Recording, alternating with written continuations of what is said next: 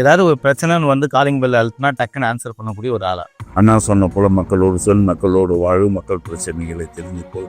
அந்த வகையில் நாங்கள் வந்து மக்களுக்கு தான் அதிக முக்கியத்துவம் தருவோம். இந்த 10 ஆண்டு காலத்தில் நான் சட்டமன்ற உறுப்பினராக இருக்கு நிறைய வளர்ச்சியை இந்த முதல்ல கண்டிருக்கேன்.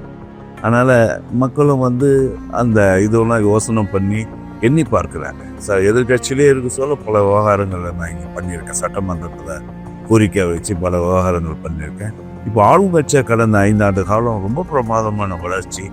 எல்லா நீர்நிலைகளும் சுத்தப்படுத்தி ஆழப்படுத்தி எல்லா நீர்நிலையுமே இப்போ தண்ணி ததும்போம். நிறைய தண்ணி நீர் இருக்கு. குடிமக்களுக்கு பாதுகாக்கப்பட்ட குடிநீர் வழங்கப்பட்டு வருகிறது.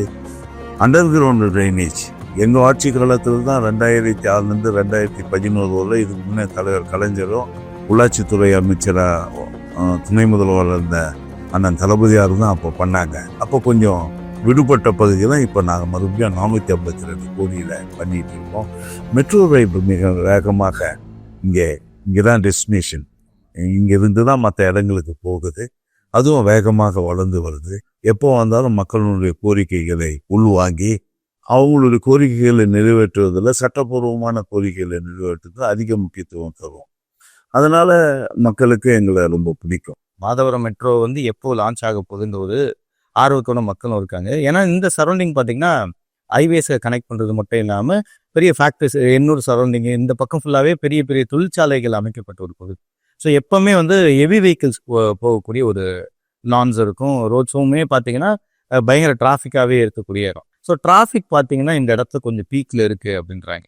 இது எவ்வளோ தூரம் கண்ட்ரோல் ஆயிருக்குன்னு நினைக்கிறேன்? வளர்ச்சி அடைகிற வேகத்துக்கு அதுக்கேற்ற திட்டங்கள் கடந்த 5 ஆண்டு காலத்தில் வரலை. இப்போ முக்கியமாக நீங்கள் சொல்லணும்னா சென்னை போர்ட் துறைமுகத்துக்கு இதுதான் பிரதான வழி. எண்ணூர் போர்ட்டுக்கும் இதுதான் பிரதான வழி. மாதவரம் ரிங் ரோடு வழியாக தான் அவங்க போவோம். அதே போல் மணலியிலையும் நிறைய தொழிற்சாலைகள், பெரிய பெரிய தொழிற்சாலைகள் இருக்குது. எம்எஃப்எல் இருக்குது, சிபிசிஎல் இருக்குது, மணலி கட்டுற பெட்ரோகெமிக்கல்ஸ் இருக்குது. அதுக்கு அண்ணாண்ட போனீங்கன்னா திருவத்தூர் போனீங்கன்னா எம்ஆர்எஃப் இருக்குது, அசோக் லேலண்ட் இருக்குது, கோரமண்டல் கம்பெனி இருக்குது. அந்த தொழிற்சாலைக்கு போகக்கூடிய கனரக வாகனங்கள்லாம் இந்த வழியாக தான் போகணும்.